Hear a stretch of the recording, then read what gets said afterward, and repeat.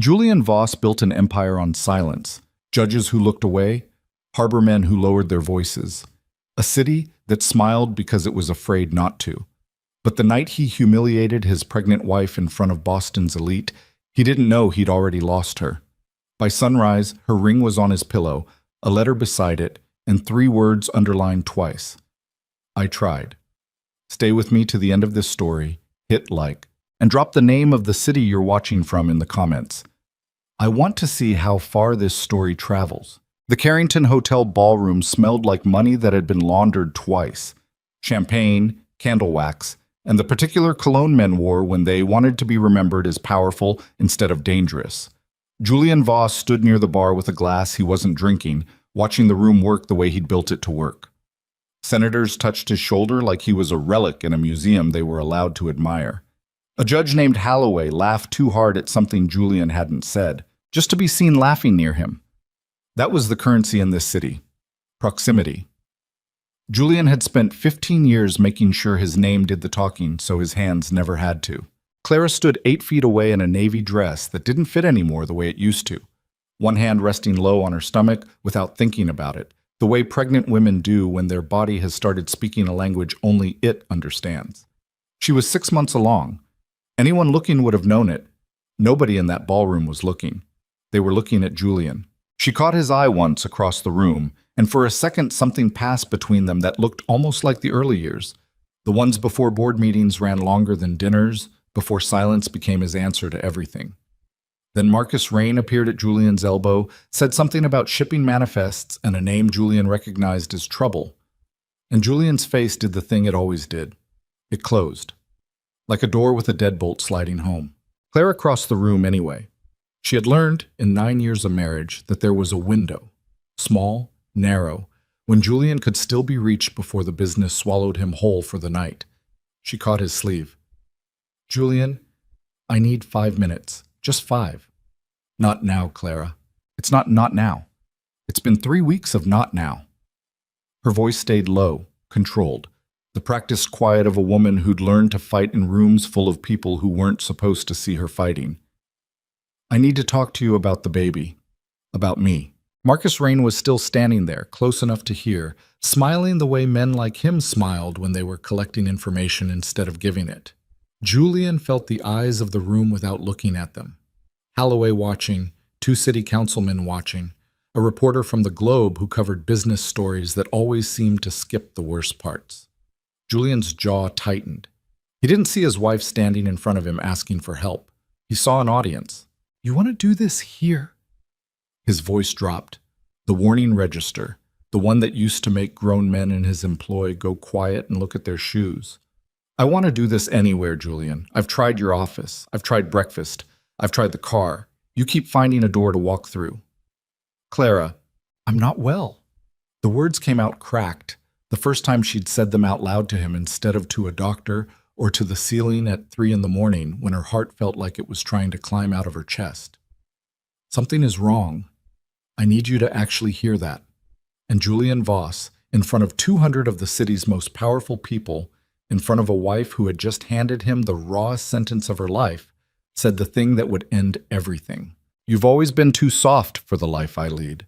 He didn't say it cruelly. That was the worst part. He said it tired, dismissive, the way a man brushes lint off a jacket, like her fear was an inconvenience standing between him and the rest of his evening. The room went quiet for exactly 2 seconds, then filled itself back in with laughter, low and polite, the kind that exists specifically to paper over a wound nobody wants to look at directly. Holloway chuckled into his scotch. Someone murmured something about marriage with a knowing little smile. Clara didn't cry. She had cried plenty already, alone in the bathroom with the fan running so the staff wouldn't hear. She had nothing left to perform for this room.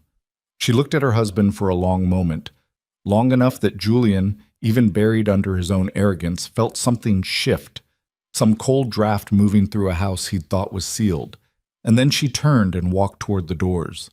She didn't storm. She didn't slam anything. She just left, the way water leaves a cracked glass, quietly, completely, and impossible to put back. Julian told himself she'd cool off.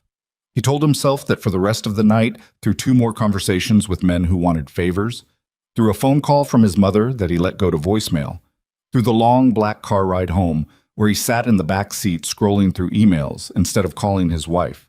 Because calling meant admitting something had actually happened. He didn't understand yet. Some doors don't reopen because you're sorry. They reopen because someone decides, finally, to stop waiting for sorry. The penthouse was dark when he got home, the floor-to-ceiling windows showing him nothing but Boston Harbor glittering black and cold 30 floors down. He called her name once, out of habit, more than hope, and the apartment answered with the particular silence of a place that has already been left. He found it on his pillow, not on hers, on his. Her wedding ring, the platinum band catching the low light from the hallway, set with deliberate precision in the exact center of where his head would land. Beside it, a folded letter. Beside that, a sonogram photo. The grainy black and white outline of a small curled body, and beneath it, in Clara's handwriting, 3 words that would carry Julian Voss through every single night for the rest of his life. Our daughter. I tried. He read the letter standing up, because some part of him refused to sit down for this, refused to let his body accept it as something that required comfort. His hands weren't steady. He noticed that distantly, the way you notice your own symptoms during a fever. Interesting, foreign, happening to someone else. Clara's handwriting filled 4 pages, front and back, and every line was a small, precise incision. She told him about the diagnosis first. Peripartum cardiomyopathy, the doctor had called it. A heart weakening under the strain of carrying a child it wasn't strong enough to carry. She told him she'd been diagnosed 11 weeks ago. She told him she had tried to tell him at dinner on a Tuesday, and he'd taken a call from Hong Kong mid-sentence. She told him she had tried again on a Sunday morning, standing in his office doorway with the discharge papers from her cardiologist in her hand, and he had held up one finger, like she was a waiter interrupting a meeting, while he finished reading something on his phone. She told him she had tried a 3rd time, at breakfast, and he had kissed the top of her head and said, "Tonight, I promise," and then come home at 1 in the morning smelling like a stranger cigar smoke and gone straight to his study. Every time she wrote, "You chose calls, you chose power, you chose silence." And I understood, somewhere around the 2nd time, that I was going to have to choose for both of us, because you'd stopped being capable of choosing me. The 4th page was the one that broke him. "Vivian," she wrote, "your mother has known for 6 weeks. I told her in confidence because I didn't know who else to turn to, and she told me, these were her exact words, Julian, that a Voss wife who shows weakness creates a Voss heir who is weak. She told me not to tell you. She said it would make you doubt yourself at a time when the family needed you strong. She buried it. Your own mother buried the fact that your wife and your daughter might die, because she was more afraid of you looking vulnerable than she was of me actually being in danger." Julian sat down then. The letter shook in his hands, and he read the last lines twice because the first time his eyes refused to process them. "I'm not punishing you, Julian. I'm protecting her. I don't know yet if I can protect myself from loving you, but I can protect our daughter from growing up in a house where her father chooses everything over her mother. I need to go somewhere you can't reach with money or men or threats. I need to be somewhere quiet enough to hear my own heartbeat again. Don't follow me looking for your wife. If you come looking for the man I married before all of this. He's the only one I'd let back in." The apartment held its silence around him while he sat there, the city lights below pulsing on like nothing in the world had just ended. Somewhere in the building, an elevator chimed. Somewhere outside, a ship's horn sounded long and low across the harbor, the kind of sound that always made Clara stop talking mid-sentence and listen, like it meant something to her that it never meant to him. He picked up his phone and called his mother. Vivian Voss answered on the 2nd ring, her voice smooth as poured glass, untouched by the hour. "Julian, it's nearly 2. Did you know?" His voice came out flat, dangerous, in a register she would have recognized from his father, though she'd never admit that. "Clara's heart. Did you know?" A pause. Not surprise. Calculation. Julian had built his entire empire reading the difference between those 2 silences, and he heard it now in his own mother. "I knew there were concerns," Vivian said carefully. "I didn't think it was my place." "She told you 11 weeks ago. She told you, and you told her to keep it from me. Julian, you were closing the Marlowe acquisition. You needed clarity, not what?" His voice cracked across the line like a whip. Not the truth that my wife and my child might die? That wasn't worth interrupting a deal for? I was protecting this family. You were protecting yourself. Julian stood up, paced toward the window, his reflection ghosted over the black water below.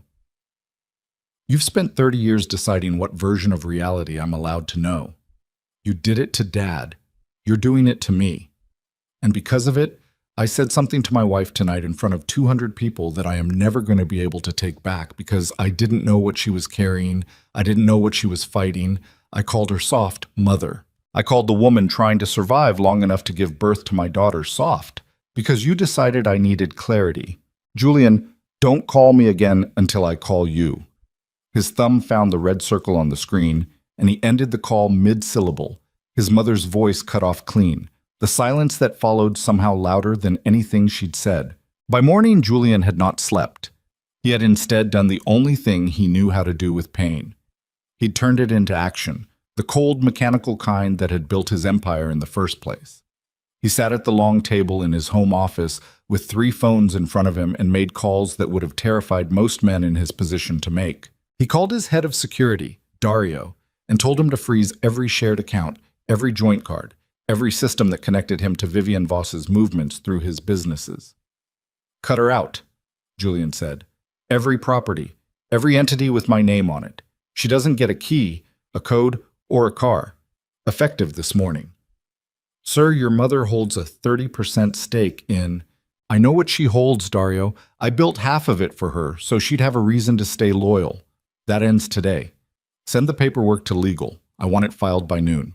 He called Reyes next, a man who had found things and people for Julian for nearly a decade. A man who didn't ask questions because the questions had stopped mattering to him a long time ago. Clara left last night, Julian said, and even saying it out loud made something in his chest fold inward.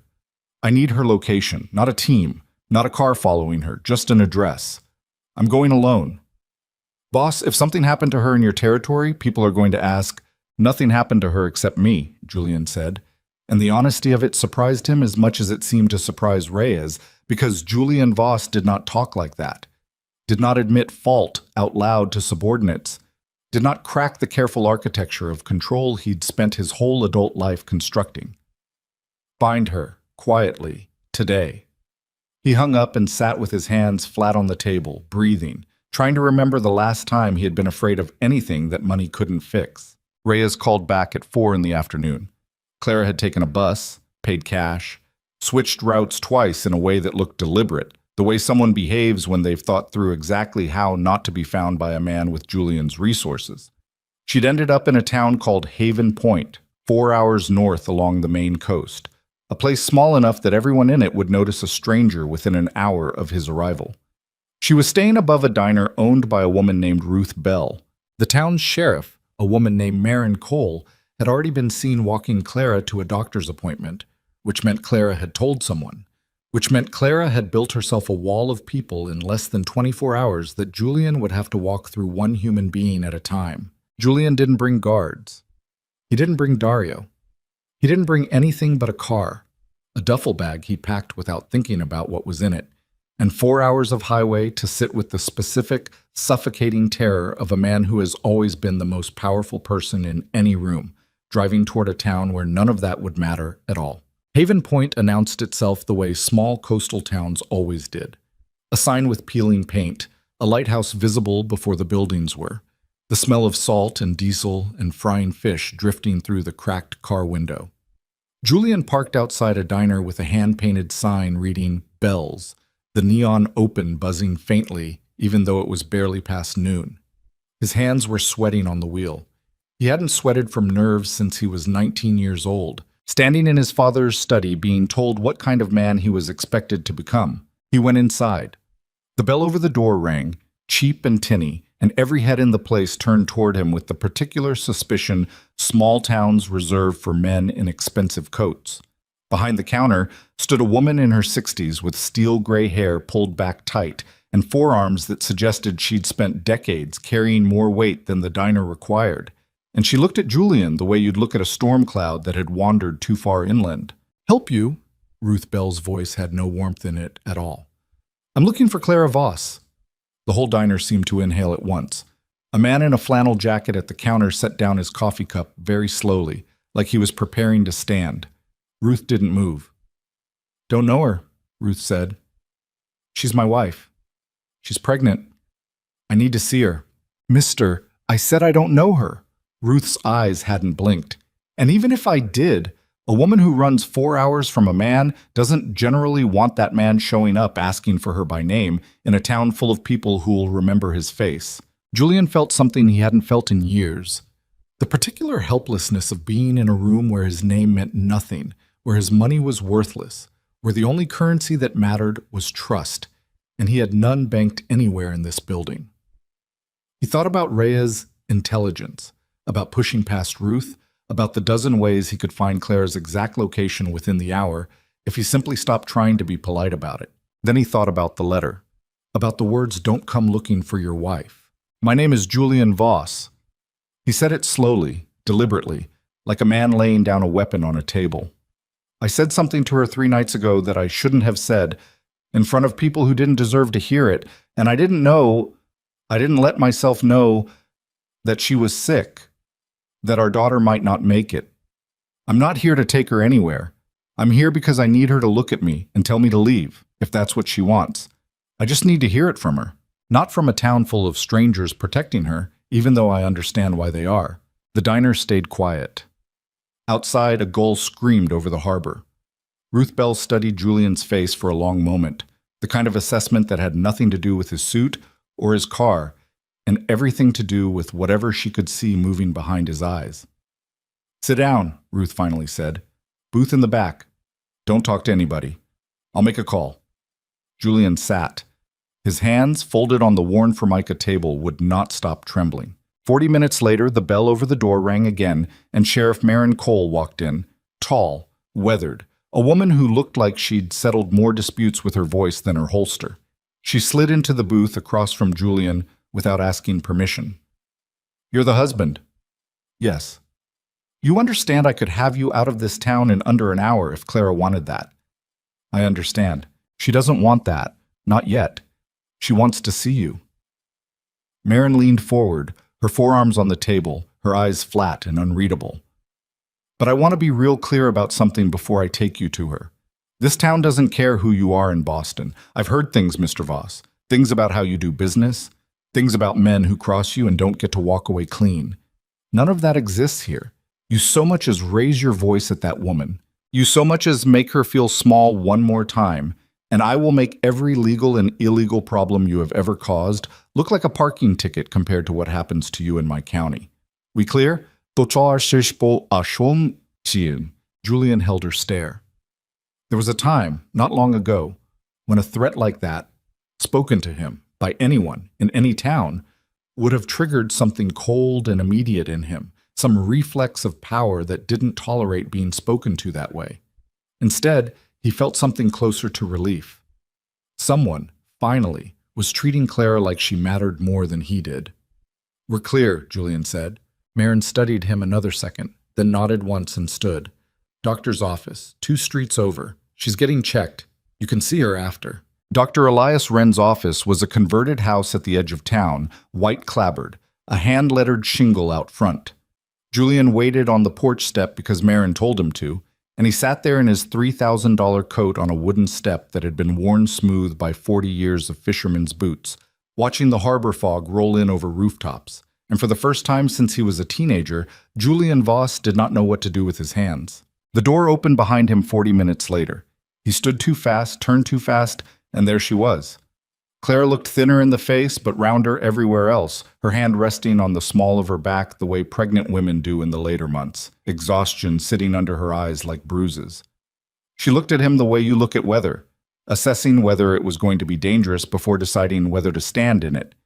You found me, she said. Not a question. You didn't make it hard enough. His voice cracked on the attempt at gentleness. I'm sorry, Clara. I am so... Don't! She held up a hand and it stopped him cold, the way nothing in 15 years of business negotiations ever had. Don't do the apology here. Not on Dr. Wren's porch, not with Marin standing 20 feet away making sure you don't try anything. I don't have the strength for your apology right now, Julian. I have maybe 40 good minutes in me on a good day before my heart reminds me it's not built for stress, and I'm not spending them on guilt. Yours or mine? Julian nodded, swallowing hard. Okay, if you want to be near me, and I haven't decided yet if I want that, there are rules. Clara's voice didn't waver, even as her hand pressed harder against her lower back. No guards. Not one. If I see a single man I don't recognize within 100 yards of this town, you're gone, and I mean gone for good. No force of any kind, ever. Not moving me somewhere, not making medical decisions for me, not deciding anything about her. Her other hand went to her stomach. Without my say. No asking for forgiveness. Not yet. Maybe not ever. You don't get absolution just because you showed up. You get the chance to be useful. That's it. That's all I'm offering. I accept. You don't get to accept like it's a business deal, Julian. For the first time, something hot flashed behind her exhaustion. This isn't a contract you sign and then find the loopholes in over the next 6 weeks. This is the only structure I have left holding me together. You break it once, you don't get a second chance to learn the lesson. Julian stood on that porch, in a town where his name bought him nothing, in front of a woman who held the only leverage that had ever actually mattered to him, and he said the truest sentence of his entire adult life. I have spent 15 years being obeyed, Clara. I have never once obeyed anyone. I'm telling you, I'll obey you. Not because I'm trying to win you back tonight, because I finally understand that if I don't, I'm going to lose both of you, and there's no amount of money or fear in the world that fixes that kind of loss. Clara looked at him for a long, long moment, the fog thickening behind her, gulls crying somewhere over the water, and something in her face, not forgiveness, not yet, but the smallest crack of a door not fully closed, flickered and held. There's a room above Ruth's diner, she said finally. It's small. It smells like fryer grease. You're not staying in it with me. There's a motel 2 miles out on Route 1. You can stay there if you mean what you just said. I mean it. We'll see. She turned to go back inside, then stopped, her hand on the doorframe, and looked back at him with an expression Julian had never once seen on her face in 9 years of marriage. Not anger, not heartbreak. Something colder and more exhausted than either. My heart is failing, Julian. Dr. Wren says if I don't manage the stress, if anything goes wrong with the delivery, I could die having this baby. So when I tell you no guards, no force, no decisions without me, I'm not punishing you. I'm trying to survive you. There's a difference, and I need you to understand it before you decide to stay.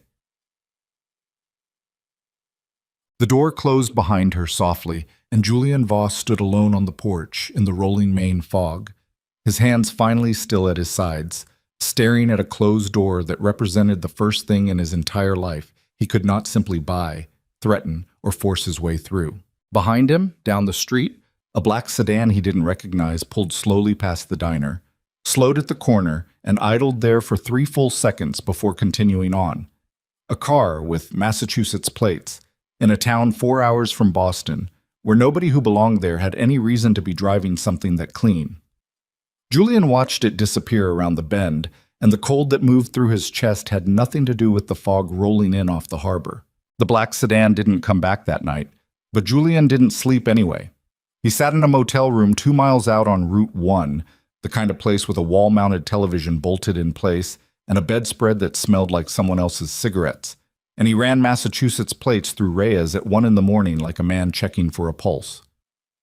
"Run it again," Julian said, the phone pressed hard against his ear, his jaw tight enough to ache. "I ran it twice, boss. Plates registered to a logistics company out of Revere. Shell. Goes nowhere clean." Reyes' voice carried the particular fatigue of a man used to bad news at bad hours. "Could be nothing. Tourist season's not for months, but people do drive up that coast. Nobody drives that road slow past a diner and idles at a corner for no reason." Julian stood at the window, watching a fog roll across the empty parking lot, his reflection ghosted faint against the glass. "Find out who owns that shell, today." "You said no guards, Julian." Reyes' voice carried a warning Julian didn't want to hear. "You said no men in that town. If I start digging on Revere Logistics companies, that's not staying invisible.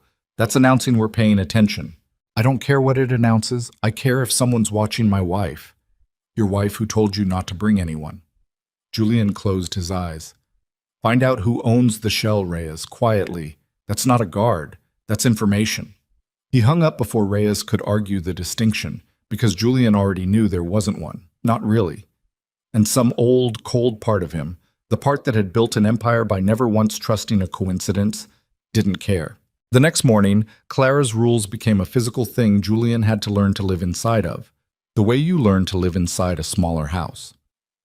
He drove the 2 miles into town at 8, like he'd been told, and waited outside the diner at a wooden picnic table instead of going in, because Clara said she wasn't ready to eat with him watching her eat, said it would feel like being evaluated, and Julian, who had evaluated thousands of people across boardroom tables without a second thought, understood for the first time what it felt like to be on the other side of that kind of looking. She came out at 9:15 with a paper cup of decaf and sat across from him without asking if she could, which told him something about whose table this actually was. "You look like you didn't sleep," Clara said.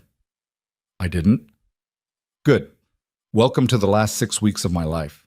She said it without venom, just flat exhaustion, the kind that had burned past anger into something more like fact reporting. "I want to talk about logistics, not us, logistics. Okay? Dr. Wren wants me near a real hospital starting at 34 weeks. That's 11 days from now. There's nothing here that can handle what might happen if my heart does what it's threatening to do.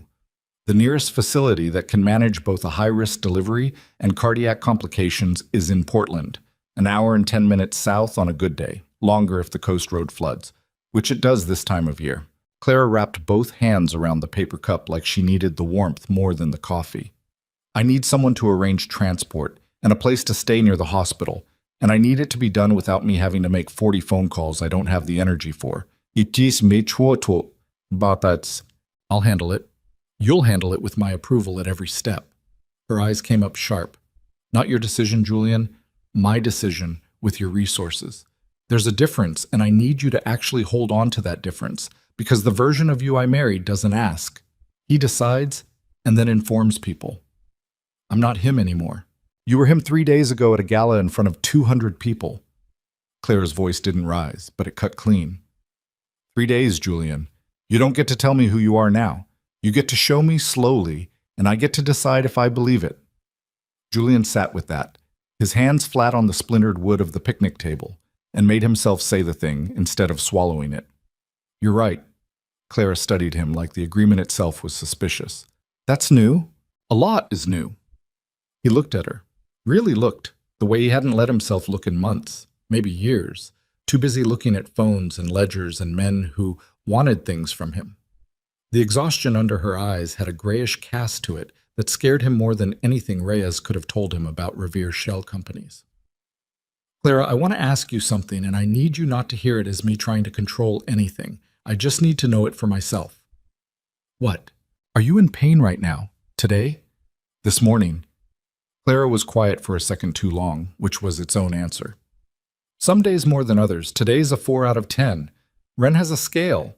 I hate the scale, but I use it because it's the only language he understands that isn't, 'I'm fine,' which apparently I say too often for a woman whose heart muscle is failing. What does a worse day feel like? Like someone sitting on my chest while I try to climb stairs." She said it plainly, the practiced flatness of someone who'd had to describe her own potential dying to enough strangers that the horror of the words had worn down into procedure. Like my pulse doesn't know it's supposed to slow down after I stop moving. Like I black out at the edges of my vision if I stand up too fast. It's been a 6 or 7, twice.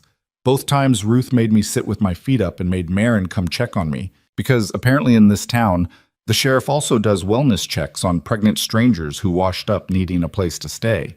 Julian's hand curled into a fist on the table without his permission. The old reflex, find the threat, eliminate the threat. Except the threat here was inside her own body, was biology, was something no amount of money or fear could threaten into submission. He felt for the first time in his adult life completely and totally powerless, and the feeling made his skin crawl. "I want to fly a cardiologist up here just to consult with Wren, not to replace him, to support him. A second opinion on the transport timeline." Clara considered it, turning the coffee cup slowly between her palms. "You ask Wren first, not me. You go find him, you ask him if he wants a consult, And if he says yes, then you ask me who, not the other way around. You don't go around the people I trust to get to me faster. Understood. And Julian, she caught his eyes and held them. If I find out you sent anyone, to look into Ren or Ruth or Marin, background checks, financials, anything like that, we're done. I mean, actually done. Not a fight, not a cooling off period. Done. Julian thought about Reyes, about the sedan, about the call he'd made an hour before sunrise.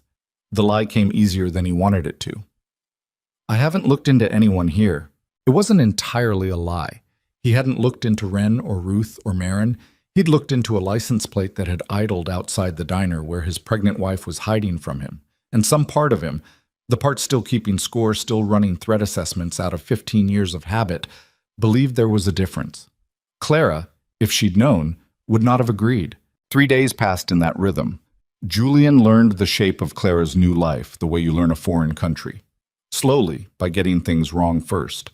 He learned that Ruth Bell didn't like him standing near the register because it made customers nervous, so he sat in the back booth and didn't talk to anyone.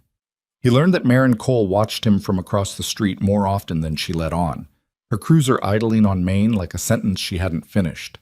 He learned that Elias Wren, when Julian finally met him properly, was a soft-spoken man in his 50s with a limp from a boating accident 20 years back, and that the doctor's quiet, immovable calm was somehow more intimidating than any of Julian's lawyers had ever managed to be. She's not as stable as she's letting on, Wren told Julian on the 4th day, the two of them standing on the porch of the converted house that served as his office, Clara inside getting an echocardiogram. I don't say that to alarm you. I say it because somebody needs to be making decisions with clear eyes, and I'm not convinced that's possible if everyone around her keeps pretending this is going to resolve itself. What does resolve itself look like if it doesn't? Wren took his time answering, the way men who'd spent decades delivering bad news in small towns learned to take their time. Her ejection fraction is down to 30%. A healthy heart's pumping somewhere around 60. At 30, the heart's working roughly twice as hard to do half the job. Pregnancy makes that worse every week. More blood volume, more strain. If we're lucky, delivery relieves some of that pressure and her heart starts to recover postpartum, which happens in a fair number of peripartum cardiomyopathy cases. If we're not lucky, Wren paused, looked out at the fog still clinging low over the rooftops even at midday. If we're not lucky, the stress of labor itself could push her into full heart failure. That's why I want her near Portland for the last stretch. Not because I doubt myself, because I'm one doctor in a converted house with an EKG machine from 2006, and she needs more than that if things go sideways. Julian's chest felt like something was sitting on it too, a faint echo of what Clara had described. What can I do? You can stop hovering like a man waiting to be allowed back into a building. Wren's eyes were not unkind, but they didn't soften the words either. She doesn't need you fixing things right now. She needs you steady. There's a difference, Mr. Voss, and from what I understand about your reputation, it might be the hardest thing you've ever had to learn. That night, Reyes called with the answer Julian had been waiting 4 days for, and it broke something loose in his chest that he'd been holding very carefully in place. The shell company traces back through 2 more shells, but I got a name eventually. Reyes's voice had the particular tightness of a man delivering news he knew his boss wasn't going to like. Marcus Rain. Julian went very still in the motel room, the phone pressed hard enough against his ear to hurt. Say that again. Marcus Rain. The same Rennie who was standing next to you at the gala when Mrs. Voss tried to talk to you. He's had eyes on that town for at least 5 days, boss. Maybe longer. He was at the gala. Julian's mind moved fast now, the old machinery clicking back online, sorting facts into threats with a speed that felt almost like relief after 4 days of feeling nothing but helpless. He heard everything. He heard her say she wasn't well. He heard me. Julian stopped himself before he said it again. The sentence that had started all of this, the sentence he could not unspeak no matter how many times he replayed that night trying to find the version where he'd said something else, anything else. Boss, Rainey's been circling the territory you're pulling back from for 2 years. He's not subtle about wanting what you've got. If he's got people watching Haven Point, my guess is he's not after Mrs. Voss specifically. He's after leverage. A pregnant wife hiding from her husband in a town with no real security is about as much leverage as a man like Rane could ask for. Julian's hand went white-knuckled around the phone. Pull whoever's watching her quietly. I don't care what it costs. You said no guards in that town. This isn't a guard. This is removing a threat she doesn't know exists. Julian was already pulling on his coat, already moving toward the door, the old version of himself surging back up through the cracks Clara had spent 4 days carefully wedging open. Find out who's actually on the ground there. Tonight, Julian. Reyes rarely used his first name. It was a tell, a flag Julian had taught him to raise only when something mattered enough to break protocol. If you go full offense on this, if you bring in muscle, even quiet muscle, and Clara finds out, you lose her. You understand that, right? You said it yourself. No guards, no force. You break that rule to protect her from a threat she doesn't know is real, and the second she learns the truth, she's going to hear it as you lying to her again. Doesn't matter that your reasons were good. Julian stopped at the door, his hand on the frame, breathing hard in the dark of the cheap motel room. The fight inside him wasn't new. It was the same fight that had been running underneath his whole life. The fight between the man who controlled everything because control kept people safe, and the truth, slower and harder to swallow, that control was exactly what had pushed Clara 4 hours north in the first place. Find out who's watching her, Julian said finally, quieter now. Don't move on them, just find out. I need to know what we're dealing with before I decide what to do about it. That I can do. Julian hung up and stood in the dark for a long time, his own reflection faint in the black window glass.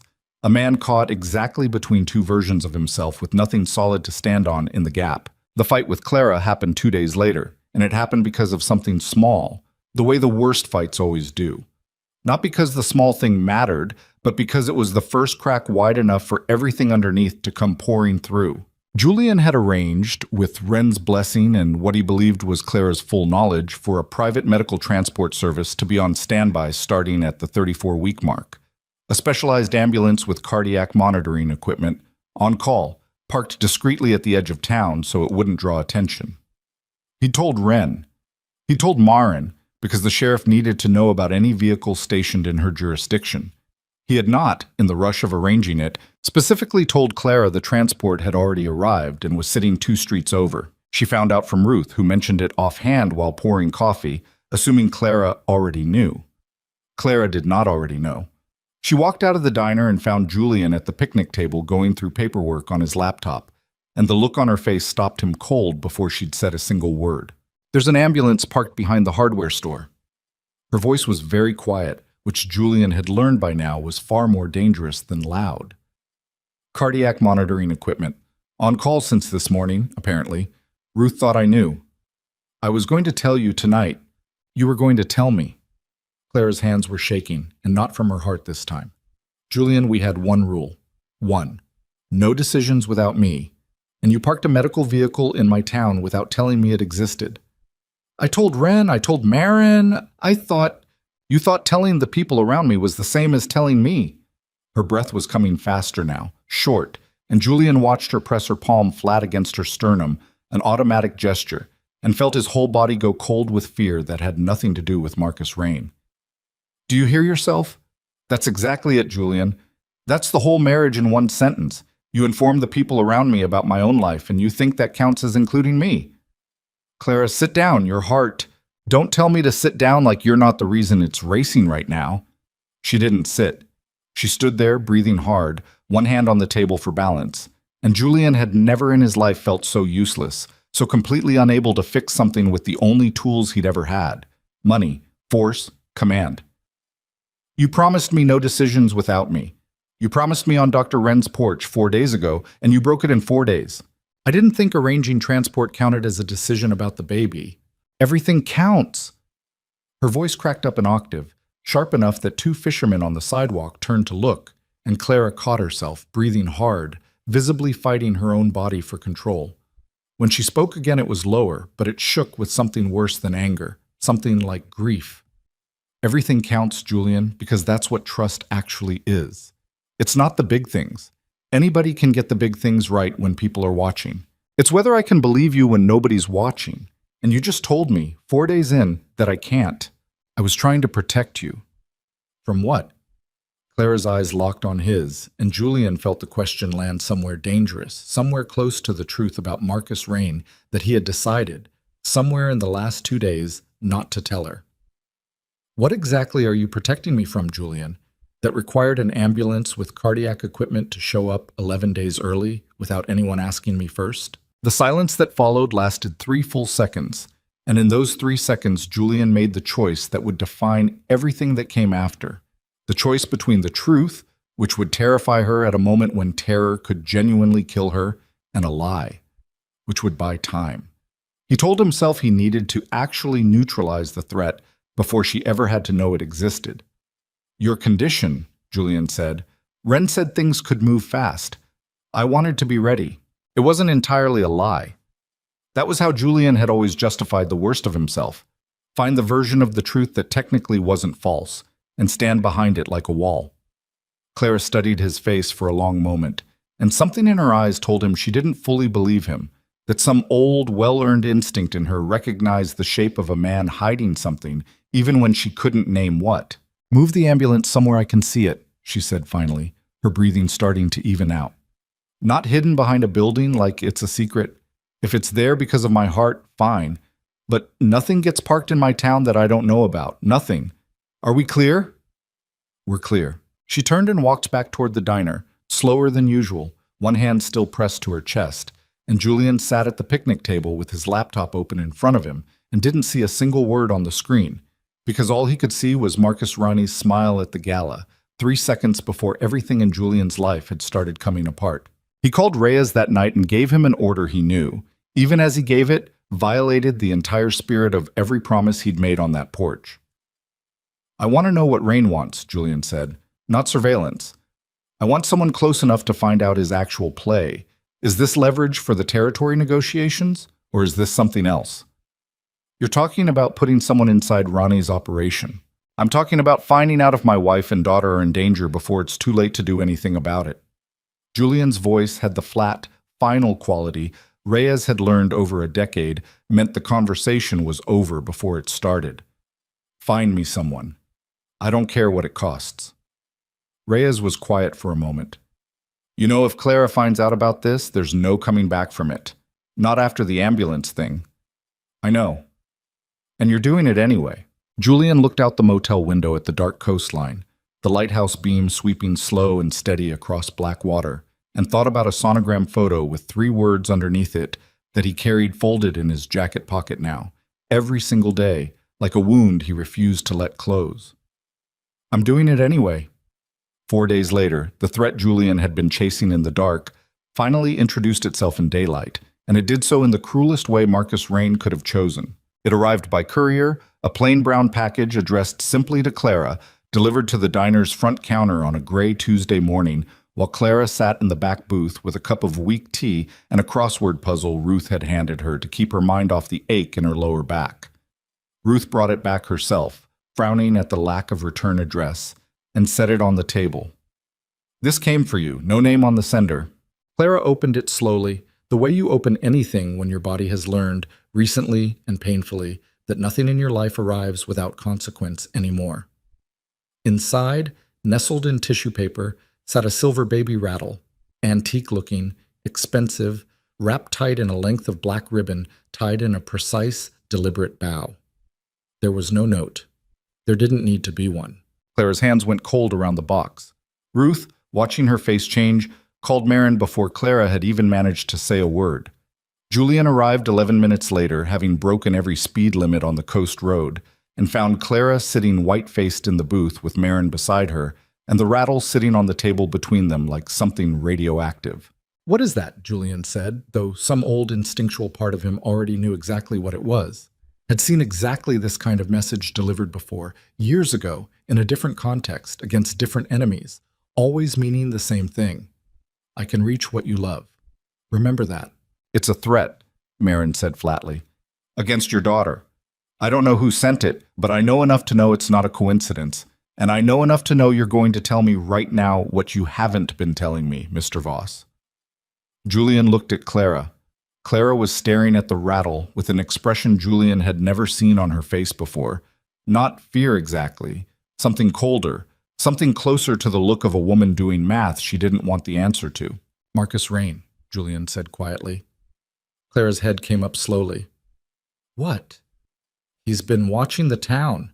I found out 5 days ago. I should have told you. 5 days? Clara's voice came out thin, stretched. You knew there was a threat against our daughter for 5 days and you didn't tell me. I was trying to handle it before you had to know it existed. You were lying to me! Her voice broke up sharp, and Marin put a steady hand on her shoulder, murmuring something low about breathing, but Clara shook it off. Her eyes locked on Julian with an intensity that scared him more than any boardroom confrontation ever had. The ambulance. That's why the ambulance showed up early. You told me it was my heart. You let me believe my own body was the only reason, and the whole time you knew there was a man out there who might hurt our daughter. And you decided, again, Julian, you decided that I didn't get to know. I was trying to protect. Stop saying that word. Clara's hand slammed flat on the table, the rattle jumping, and the whole diner went silent around them. Protect. You don't get to use that word anymore. Protecting me means I get to know what I'm being protected from. What you've been doing is controlling the information so you could keep being the man with all the answers, the man who decides what I can handle, and that is exactly what put me in a town 4 hours from home in the first place. Julian felt something in his chest crack wide open, old certainties splitting under pressure that had been building for 9 years and finally, in this moment, found nowhere left to go. You're right. His voice came out rough, stripped down to something he didn't recognize. I did it again. I told myself it was different this time because the stakes were higher, but it's the same thing. I keep deciding what you can carry instead of letting you decide for yourself. Then what are you going to do about it? Clara was breathing hard now, one hand pressed against her chest, and Marin was watching her vitals with the focused attention of someone trained to recognize when a conversation needed to end before a body gave out. Because I can't keep doing this, Julian. I came here so my heart could survive long enough to meet my daughter. I did not come here to keep discovering every few days a new thing you decided I didn't need to know. Julian looked at the rattle on the table, at the black ribbon, at the cold, deliberate cruelty of a message sent by a man Julian had built half his criminal empire alongside.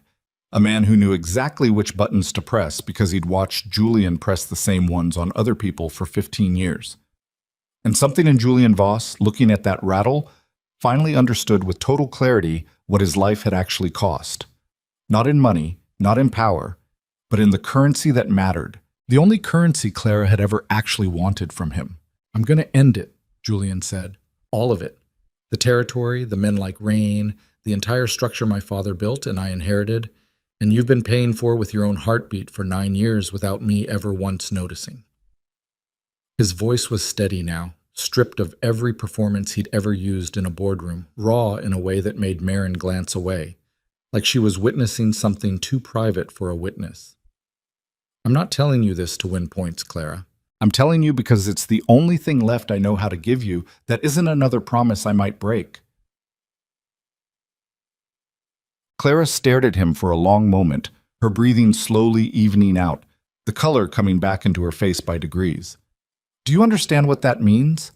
Dismantling that kind of empire doesn't happen quietly, Julian. Men like Ron don't let men like you just walk away. You'll have made yourself weak in front of every enemy you've ever had at the exact moment your family needs you strongest. I know. And you're going to do it anyway. Julian looked at the rattle one more time, then back at his wife. I'm going to do it anyway. That night, Julian drove back to Boston for the first time in 8 days. And the meeting he walked into would close every door behind him that he had ever known how to open. Vivienne Voss received him in the study of the family's North Shore estate, the same room where Julian's father had once explained, with the same cold patience, exactly what kind of man a Voss was required to be. Vivienne sat in the leather chair by the fire, a glass of wine untouched on the side table, her posture perfect. Her face arranged into the particular calm she used when she already suspected she was about to lose an argument and had decided to lose it elegantly. I assume you didn't drive 4 hours back from that fishing village to ask about my health, Vivienne said. I'm dismantling it. The whole structure. The territory deals, the protection arrangements, The contracts Dad built that you've spent 30 years protecting like they were scripture. Julian stood in the center of the room, refusing the chair she gestured toward, needing to stay on his feet for this. I'm starting with the harbor contracts next week. Legal's already drafting the documents to begin formal dissolution. Vivian didn't move, but something behind her eyes went very still, very cold. You're destroying everything your father built. My father built a throne room full of ghosts, Mother. I'm not raising my daughter in it. Your daughter? Vivian's voice carried a particular kind of contempt, the kind reserved for ideas she'd decided were beneath serious consideration. A child who isn't even born yet, and you're prepared to hand the entire family legacy to Marcus Rain and every other vulture circling this territory on the chance that this gesture wins back a woman who already walked out on you once. This isn't about winning her back, isn't it? No. Julian's voice came out harder than he intended, harder than he'd ever spoken to his mother in his life. This is about a silver rattle wrapped in black ribbon that arrived at my wife's door this morning, sent by a man who learned everything he needed to know about her vulnerability, because you and I built a world where information like that becomes a weapon. This is about the fact that I have spent 15 years building something I was so proud of that I let my own wife nearly die rather than interrupt a single phone call. I'm not doing this to win her back, Mother. I'm doing it because I finally understand what it cost to build it in the first place, and I am done paying that price with the people I'm supposed to love. Vivian stood slowly, smoothing her skirt with a precision that did nothing to hide the tremor underneath it. You'll lose everything. The board will turn on you within a month. Rain will move into the territory before the ink dries on your dissolution papers. Every man who ever feared the Voss name will smell weakness and come collect on every grudge you've ever earned. And when it's all gone, the money, the protection, the respect you've spent your whole life building, you'll be standing in some fishing village with nothing left to offer that woman except an apology. And apologies, Julian, have never been worth anything in this family. Maybe that's the point. Julian's voice had gone very quiet now, very final. Maybe an apology with nothing behind it, but the truth is worth more than anything I've ever bought her with this family's money. He turned to leave. Vivian's voice followed him to the door, sharp enough to land even at his back. You'll come crawling back to this house within the year, Julian. Men like you don't survive without power. It's in your blood. Your father couldn't walk away from it, and neither will you. Julian stopped in the doorway, his hand on the frame, and looked back at his mother one final time. My father died alone in a hospital room with a security detail outside the door and not one person inside it who actually loved him. If that's what's in my blood, Mother, I'd rather bleed it out completely than pass it down to my daughter. He left the estate that night and didn't look back at the house in the rearview mirror. Didn't stop at the gates the way he always had out of some old, unexamined habit of respect. He drove straight through the dark toward Maine, 4 hours of empty highway, and his own reflection ghosted faint against the windshield. And somewhere around the New Hampshire border, his phone rang with a number he didn't recognize. He almost didn't answer it. Something made him. Mr. Voss. The voice was unfamiliar, smooth, almost friendly, which was somehow worse than if it had been threatening outright. Marcus Rain, I think it's time we talked man to man, don't you? Before this gets any further out of hand than it already has. Julian's hands tightened on the wheel, the dark coast road unspooling ahead of him toward the only thing left in the world he actually cared about protecting. Talk. Not on the phone. I think you and I both know that's not how this conversation should happen. I'll be in touch about a time and a place. Soon. A pause, deliberate, theatrical. And Julian, that ambulance you've got parked behind the hardware store? Smart move. Won't help, but smart move. The line went dead.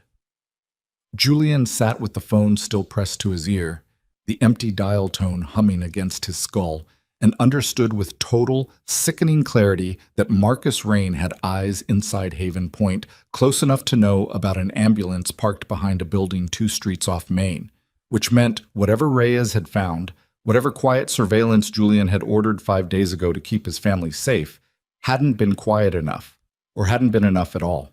He pressed the gas down harder into the dark, the coastline rushing past unseen on either side of him, and somewhere behind him in Boston, the empire he'd spent 15 years building had already started, irreversibly, to come apart. While somewhere ahead of him in a small fishing town wrapped in fog, a storm system was beginning to gather over the Atlantic that no amount of money, power, or desperate love would be able to stop from arriving exactly on schedule. Julian didn't sleep that night either. He pulled into Haven Point at 4 in the morning with Rain's voice still rattling around in his skull. "That ambulance you've got parked behind the hardware store, smart move, won't help," and sat in the dark outside the motel with his hands locked white-knuckled on the wheel, running the same question over and over until it wore a groove in him. Someone had told Rain about the ambulance, someone close enough to know where it was parked, close enough to know it existed at all, because Julian had only told 3 people, and none of them should have had any reason to talk to Marcus Rain. He called Reyes at 4:30, not caring about the hour anymore, not caring about anything except the cold certainty crawling up his spine. "Who knew about the ambulance?" Julian said, before Reyes had even finished saying hello. "What?" "The medical transport. Who knew it was parked behind the hardware store? Give me names, Reyes, right now." A pause on the line, the particular silence of a man choosing his words. "You, me, Wren, Marin Cole, the driver, and the EMT, but they're contracted through a service that doesn't know whose wife they're watching, just a confidential medical case. That's it. That's everyone." Rain knew. Julian's voice came out flat, dangerous. "He called me on the drive up. He knew exactly where it was parked. Not that I had transport standing by. Where it was parked. That's not a guess, Reyes. That's somebody talking." The silence on the other end of the line stretched half a second too long, and Julian, who had spent 15 years learning to read the gaps between words better than the words themselves, felt something go cold and still in his chest. "Reyes." "I need to check something," Reyes said, too fast, too careful. "I'll call you back. You'll tell me right now." "Julian, I need to verify before right now." Julian's voice cracked across the line like a closing door. "You've worked for me a decade. You don't get to verify when I'm asking you a direct question about my wife's safety. Tell me what you know." The pause this time lasted 3 full seconds, and in those 3 seconds, Julian felt the floor of his entire understanding of the last week shift under him, slow and grinding, like tectonic plates. "There's a man on the surveillance team," Reyes said finally, his voice gone low, almost ashamed. "Dom Pruitt. He's been with me on field work for 2 years, solid record. I put him on watching Rainey's people in Haven Point because he knows the coastline, grew up around Rockland." "What about him?" "He's also worked contract security for Ronnie's organization, years back, before he came to us." Reyes' breath came audible through the phone, the sound of a man hearing his own mistake out loud for the first time. "I knew that when I hired him. I figured old loyalty doesn't mean current loyalty, and his work for us was clean for 2 years, so I didn't think, Julian, I should have flagged it the second I assigned him to this job. I didn't think it through. I was moving fast because you wanted it quiet and quick." Julian closed his eyes, his forehead resting against the cold glass of the motel window. "You put a man with ties to Marcus Rain on the team watching my pregnant wife. I made a mistake. You made my wife's location, my wife's medical timeline, the exact placement of her emergency transport, available to the one man on Earth who wants to use all of it against me." Julian's voice had dropped to something quieter than shouting, which was somehow worse. A register Reyes had only heard a handful of times in 10 years, always right before something in Julian's world ended badly for somebody. "How long has Pruitt had eyes on her?" "Since the day after you sent me looking. 5 days, maybe 6. 6 days. Julian's hand came up against the window glass, flat, pressing hard enough that his knuckles went white. 6 days of him watching my wife, reporting back to a man who sent a baby rattle wrapped in black ribbon to her door, and you're telling me now, not when you assigned him, not when the rattle showed up. Now, because I forced it out of you at 4:30 in the morning. I'm telling you the second I confirmed it. You should have confirmed it before you put him on the job." Reyes didn't argue, because there wasn't an argument that fixed what had already happened. "What do you want me to do?" "Pull him. Now. Tonight." Julian's voice had gone hard and flat, the old cadence of command settling back over him like a coat he'd tried to take off, and discovered he still knew exactly how to wear. "And then I want everything he sent to Rain in the last 6 days. Everything. I want to know exactly how much damage you've handed our enemy." He hung up before Reyes could respond, and stood in the dark motel room with his pulse hammering in his ears. The particular fury of a man who had spent his whole life building systems to prevent exactly this kind of failure, watching one slip through anyway because he'd been too desperate, too distracted, too in love, and too afraid to vet the people he'd trusted with the only thing that mattered. He didn't tell Clara that morning. He told himself it was because there was nothing actionable yet, nothing she could do with the information except be more afraid, and some old reflex in him. The same reflex that had hidden the ambulance, the same reflex that had buried Marcus Rain's name for 5 days, argued that protecting her meant managing what she knew. He recognized the thought even as he had it, recognized it as exactly the failure mode that had cost him everything once already, and told himself this time was different. This time he just needed a few hours to fix it before she ever had to carry the weight of it. He was wrong, and the universe did not wait long to show him how wrong. Clara found out at noon, not from Julian, but from Marin Cole, who'd run her own check on the black sedan that had been idling around town for over a week, and come up with a name that made her blood go cold enough to walk straight into the diner and sit Clara down at the back booth without preamble. "I need you to listen to me carefully," Marin said, her voice low, controlled, a cop's voice delivering news she'd delivered too many times before to soften it.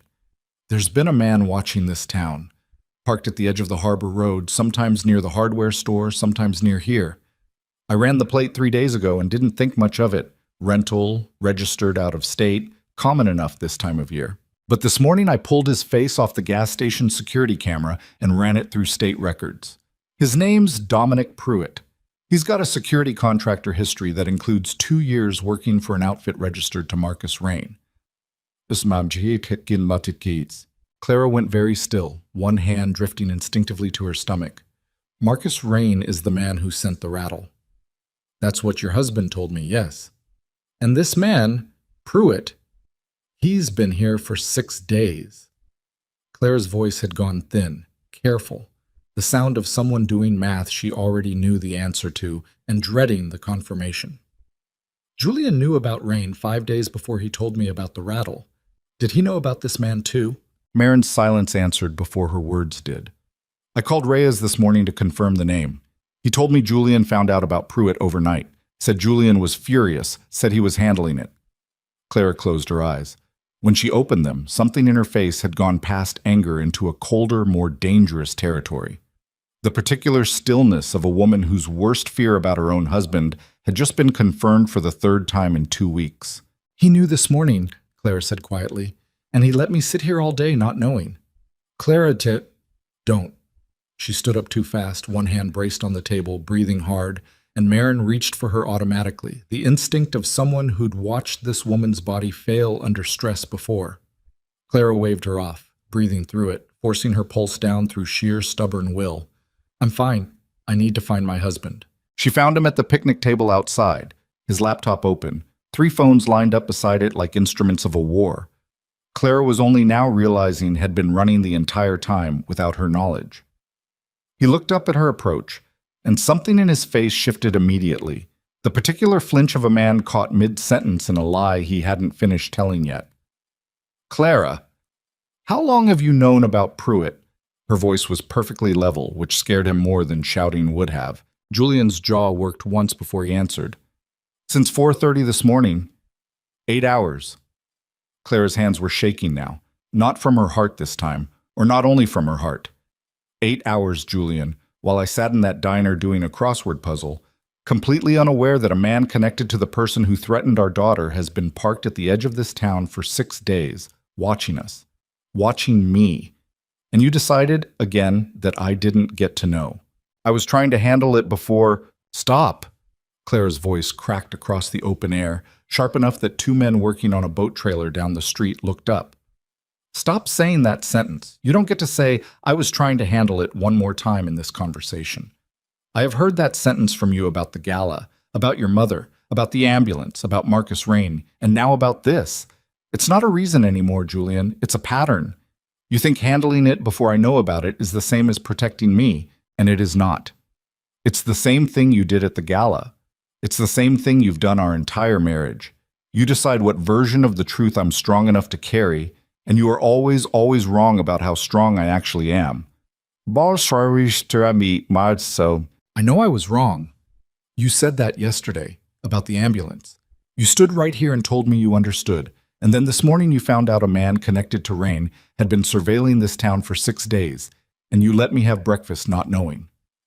Clara's breath was coming in short, sharp pulls now, and Julian stood, reaching for her, and she stepped back from his hands like they might burn her. Don't touch me right now. Clara, please, your heart. You don't get to use my heart as a reason to stop me from being angry at you. Tears had started somewhere in the last 30 seconds, hot and furious, tracking down a face gone pale with exhaustion and fury, both at once. You don't get to weaponize my own condition to make me hold still, while you keep doing the exact thing that put me in this condition in the first place. Julian stood frozen, hands half raised, every instinct in him screaming to do something, fix something, and finding, for the second time in 2 weeks, that there was nothing to do but stand there and absorb it. I trusted you, Clara said, quieter now. And somehow the quiet was worse than the shouting had been. I let you back into my life 4 days after I left, against every piece of advice Ruth gave me, against my own better judgment, because you stood on that porch and told me you'd finally understood what obedience meant. And every single time since then, when it actually mattered, you've decided you knew better than my own rules for my own safety. I was trying to protect you from being afraid. I'm already afraid, Julian. The words tore out of her, raw, and she pressed both hands flat against her sternum, breathing hard, fighting visibly for control her body wasn't giving her. I have been afraid every single day since the diagnosis. You don't get to decide I shouldn't be more afraid by hiding things from me. All you're doing is making sure that when the fear does arrive, and it always arrives, Julian, it always catches up. It arrives without warning, without preparation, in the worst possible moment, because you spent days managing my access to the truth instead of letting me prepare for it. The diner door opened behind them.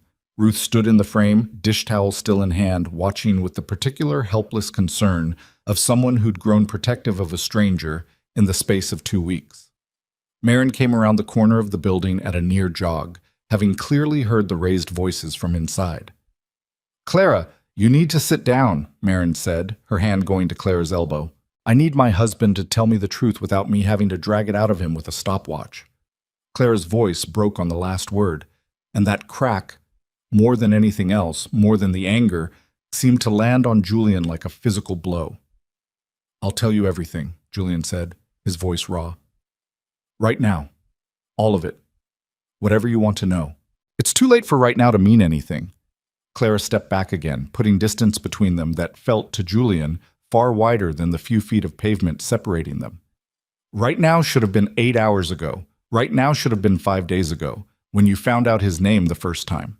You keep showing up with the truth exactly as late as you can possibly get away with, and I am done, Julian, deciding that's good enough. She turned and walked back into the diner, Marin beside her, Ruth holding the door, and Julian stood alone in the gray afternoon light with his laptop and his 3 phones and the absolute suffocating certainty that he had just watched the ground beneath his second chance crumble under his own feet, one delayed truth at a time. He didn't go after her. Some new, hard-won instinct told him that following her through that door right now would only prove every single thing she'd just accused him of, that he didn't know how to let a closed door stay closed, that he always pushed when he should have waited. He sat back down at the picnic table instead, his hands shaking now too, and put his head in them for a long moment. The first time in 15 years, he'd allowed himself to fully feel the weight of something instead of converting it instantly into the next action item. That was when Reyes called with the rest of it, and the floor Julian thought had already finished collapsing found one more level to drop through. I went through what Pruitt sent Rain, Reyes said, his voice carrying the particular grimness of a man who'd found something worse than he was expecting. It's bad, Julian. He didn't just report the ambulance. He's been sending Rain the whole timeline, Ren's appointment schedule, the 34-week transport plan to Portland, even the route, which roads, which times, which days the coast highway floods, and which stay clear. Julian's blood went cold in a different, more specific way than it had all morning. Why would he need the route? I don't know yet, but I know what it looks like. Reyes paused, and Julian could hear him choosing the next words carefully, the way you choose words you don't want to say out loud. It looks like someone's planning an intercept, not a kidnapping exactly, more like a controlled situation. Get Clara isolated during the transport window when she's most vulnerable, when there's no town full of witnesses around her. Ronnie doesn't need to hurt her to win, Julian. He just needs to be able to prove to you and to everyone watching the territory negotiations that he can reach her whenever he wants. That's the message. That's always been the message. The rattle wasn't a threat to act. It was a demonstration of access. When? Julian was already standing, already moving toward the car, his hands no longer shaking from fear, but from something colder, more focused. When's the transport window? 34 weeks. You said that's 11 days from when you first told me, so 6 days from now. Move it up. Move it up to when? Today. Julian was in the car now, engine turning over, his mind running calculations at a speed it hadn't moved at in 15 years of comfortable, insulated power. I want her in Portland tonight, not waiting for 34 weeks, not waiting for a schedule Rain already knows by heart.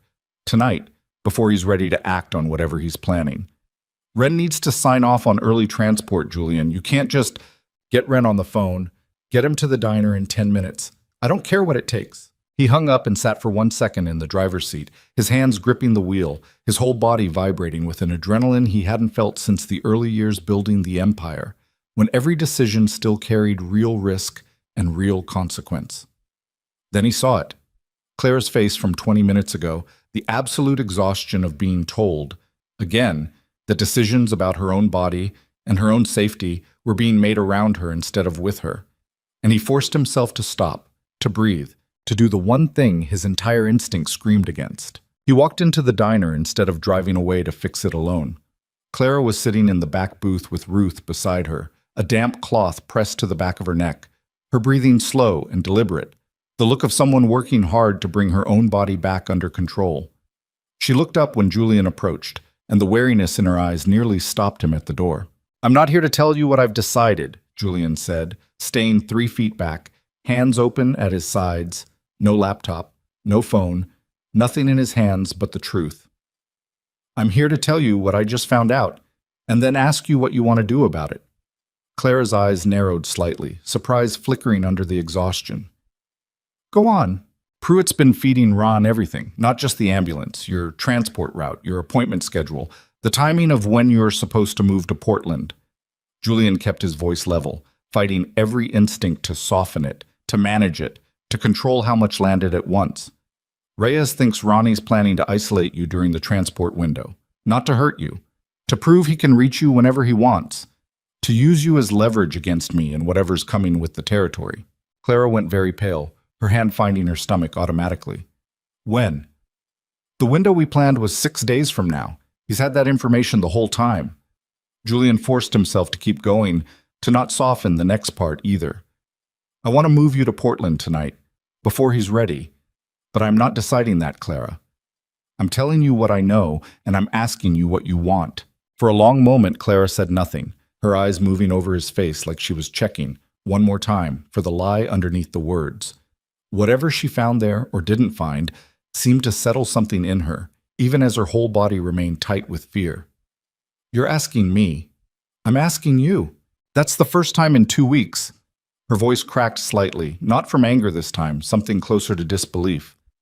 "The actual first time you've come to me with information before you'd already decided what to do with it." "I know." Julian's voice came out rough. "I should have done it every time before this one. I understand if that doesn't fix anything." Clara closed her eyes, breathing through something Julian couldn't name: fear, exhaustion, the particular vertigo of being asked, finally, to make a decision about her own survival after weeks of having it made around her. When she opened them, something had hardened in her gaze, some core of resolve Julian recognized from the woman he'd married 9 years ago, before the silence had worn it down. "Get Ren," Clara said. "If he clears it medically, we go tonight. Not because you decided. Because I decided with the information you should have given me 5 days ago." "Understood." "And Julian." She caught his sleeve as he turned, her grip weaker than he remembered, but no less firm. "This is the last time. I mean that. If there's one more thing you decide to handle before you tell me, one more, I am not staying to find out what comes after that. I will take this baby and disappear somewhere you will never find, no matter how much money you have. Do you understand me?" "I understand."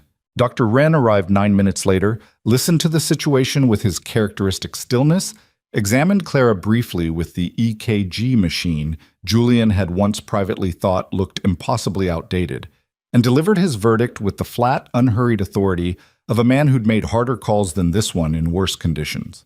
Her vitals are stable enough to travel tonight if we go now, before the stress of waiting compounds anything further, Wren said. But I want to be clear about something, all of you. He looked at Julian specifically. Moving up the timeline because of a threat is the right call, but the storm system building off the coast doesn't care about anybody's timeline. There's a front moving in from the Atlantic, expected to make landfall sometime in the next 48 hours, and if we don't get her to Portland tonight, we may not get a clean window again until it passes. So whatever you're deciding, Mr. Voss, you're deciding it with maybe 6 hours before that road becomes a genuine risk on its own, threat or no threat. Julian felt the walls of the trap closing from two directions at once. Marcus Rain on one side, the Atlantic on the other, and Clara's failing heart caught directly in the middle of both. Then we go now. The transport vehicle pulled up to the diner at 6 that evening. The cardiac monitoring equipment visible through the open back doors this time. Nothing hidden. Nothing Clara hadn't approved herself. Ruth hugged her hard at the door, murmuring something Julian didn't catch, and Marin walked alongside the gurney to the vehicle with one hand resting protectively near her holster, scanning the street the entire way. Julian rode in the front, not the back, because Clara had asked for that too. Wanted Wren beside her during the drive. Not him. Wanted the only voice near her to be the doctor's calm, practiced reassurance instead of her husband's anxious hovering. Julian accepted it without argument, because arguing was exactly the instinct he was trying, with everything he had left, to finally unlearn. They were 20 minutes outside Haven Point, the coast road narrow and dark, fog rolling thick off the water on both sides, when the driver's radio crackled with a voice that wasn't dispatch. Mr. Voss. Marcus Rain's voice, smooth and unhurried, somehow patched directly into a frequency that should have been secure. I did warn you a conversation was coming. I just didn't expect you'd make me have it on the move. Julian's whole body went rigid in the passenger seat. How are you on this channel? The same way I knew about the ambulance, Julian. I've had better access to your operation than you'd like to believe, for longer than you'd like to believe. A pause, and somewhere in the background of the transmission, Julian could hear what sounded like a second vehicle's engine. There's a checkpoint up ahead. Nothing dramatic. I just want 5 minutes of your time, face to face, before this road gets any harder to drive. I think you'll find it's in everyone's interest to hear me out before you do something rash.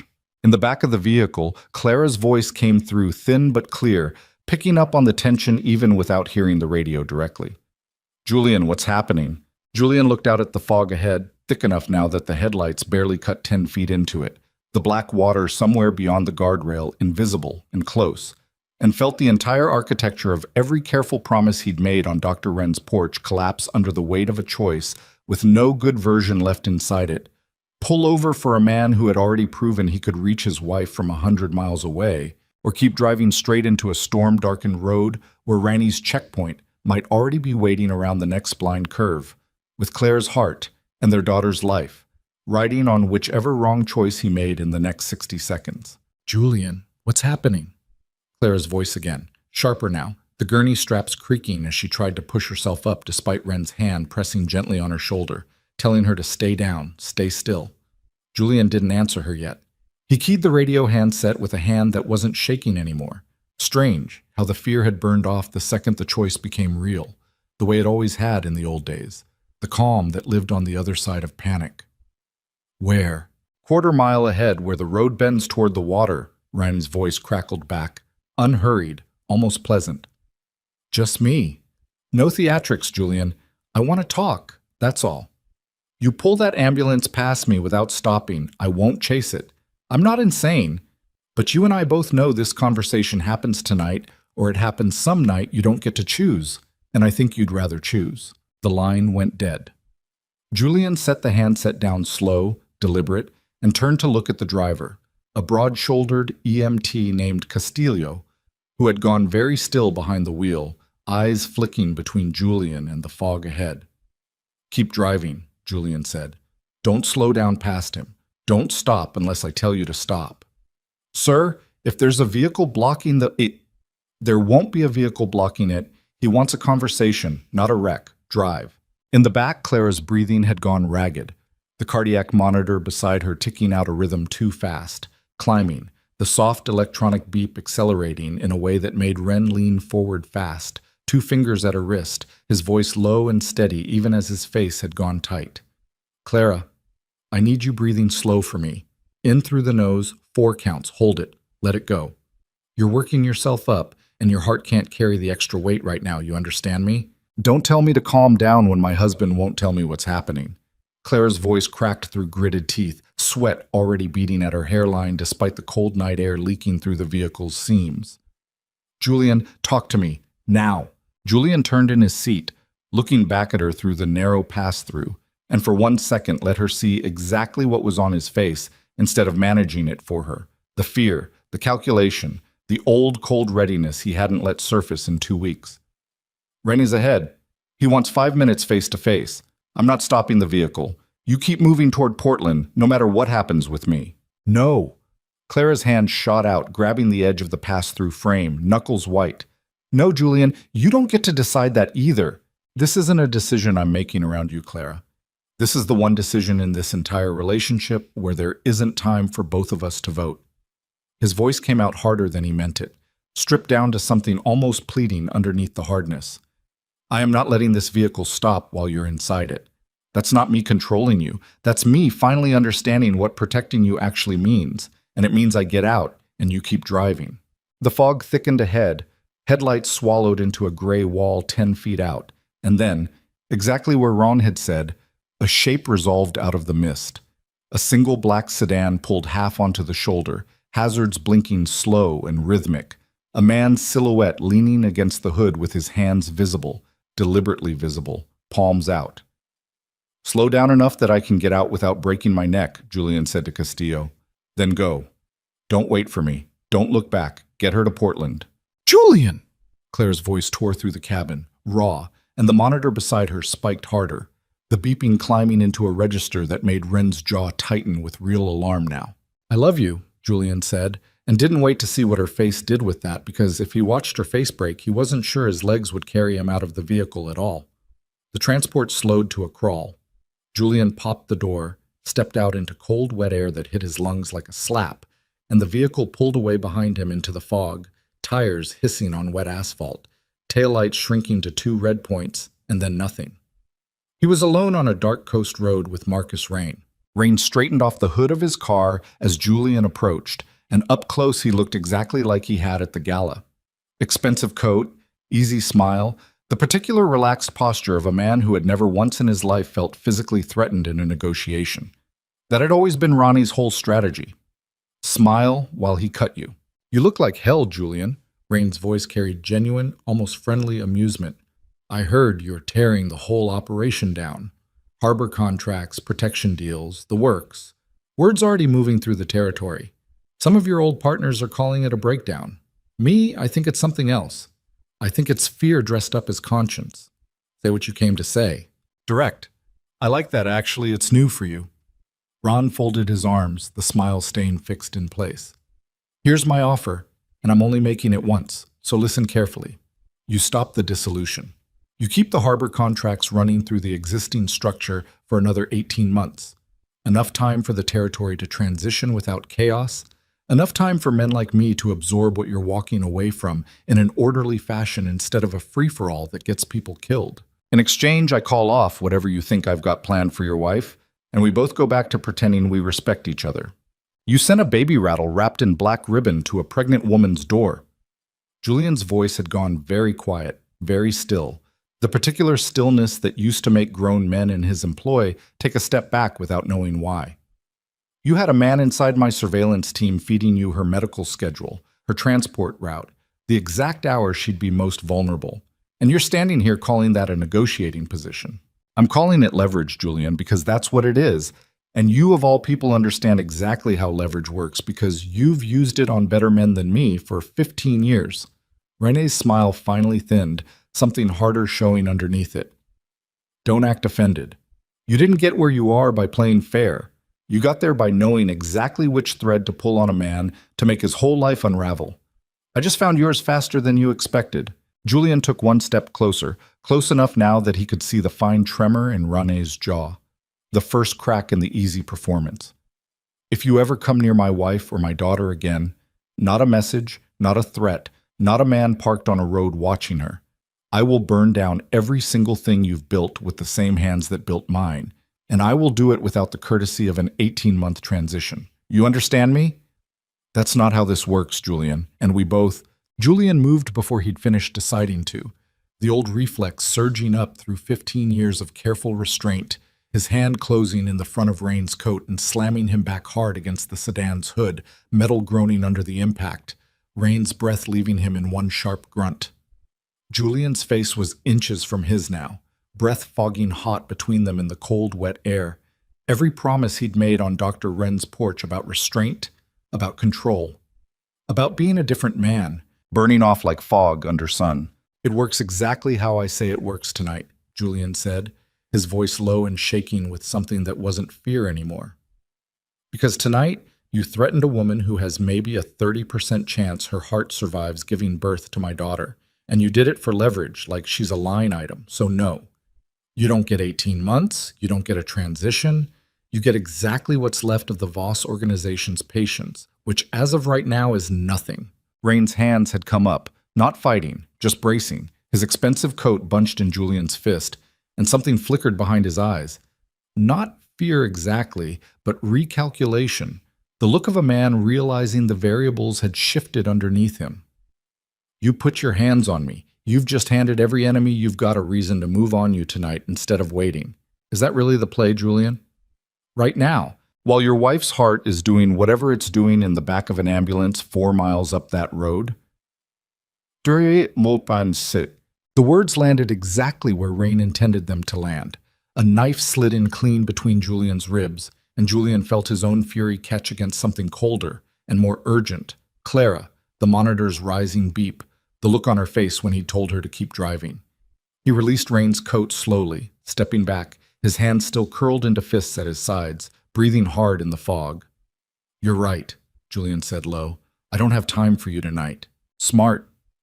Rain straightened his coat, his composure sliding back into place like a mask refitted, though his hands weren't quite steady doing it. 18 months, Julian. Think about it. I'll be in touch. There's nothing to think about. The dissolution proceeds. Julian was already backing toward the road, scanning the fog for any sign of headlights, any way to close the distance to Clara faster than his own legs could carry him. And if one more thing happens to my family, Rain, one more rattle, one more man watching from a parked car, one more phone call patched into a frequency that should be secure, I will stop being a man trying to walk away from this life and start being the man who built it. You don't want that version of me. Nobody does. That's why you've spent 2 years circling instead of moving directly. He turned and ran, not toward Ronnie's sedan, but down the dark shoulder of the road itself, his dress shoes slipping on wet gravel, lungs burning in the cold, salt air, his phone already at his ear, calling Castillo, calling Wren, calling anyone who could tell him Clara was still breathing. It rang 4 times before Wren picked up, and in the half-second of dead air before the doctor's voice came through, Julian's whole body went cold with a fear bigger than anything Marcus Rain had ever managed to put in him. Julian.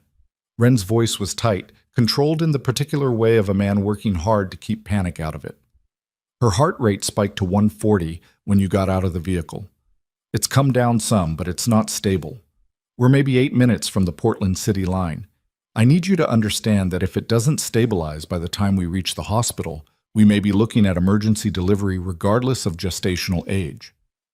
I'm running. I'll catch up.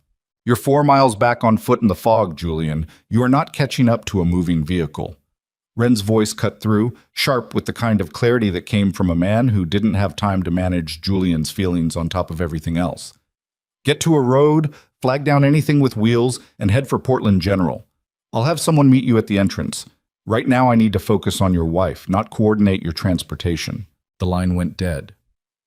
Julian stood on the dark shoulder of the coast road, fog rolling thick around him, the sound of his own ragged breathing the only thing in the world, and for one suspended second felt something close to the edge of breaking entirely.